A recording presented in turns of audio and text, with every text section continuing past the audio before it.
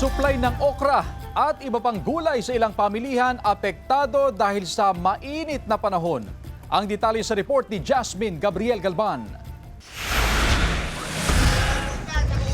Halos doble itinaas sa presyo ng okra na ibinebenta sa Mangaldan Public Market. Mula sa dating 45 pesos kada kilo, nasa 90 hanggang 100 pesos na ang per kilo ngayon. Mahal yung okra ngayon, ma'am. Oo, madaling masira. Dahil sa mainit na panahon, naapektuhan ang kalidad at supply ng mga gulay, kabilang ang okra. Mabilis din daw masirang ilan gaya ng ampalaya. Parang nagkukurikong, alam niyo po ba yun, yung doon po yung nagiging resulta niya. Sa ampalaya naman, yung problema dyan, mabilis maluto kasi sa panahon natin ngayon sobrang init po. Dahil mabilis masira, limitado ang inaangkat na supply ng mga negosyante. Madaling masira po.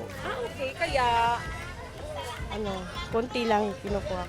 tsaka medyo mahal din ang presyo ng ilang gulay, ma'am, no? Sa monitoring ng Mangaldan Agriculture Office, may mga taniman ng gulay sa bayan na apektado ng mainit na panahon, lalo na ang mga malayo sa irigasyon. Pero dahil taon-taon na raw na nararanasan ng ganitong sitwasyon, alam na raw ng mga magsasaka ang gagawin upang hindi masyadong maapektuhan ang kanilang pananim. Alam naman na din nila dahil may mga kanya-kanya din na rin silang strategy.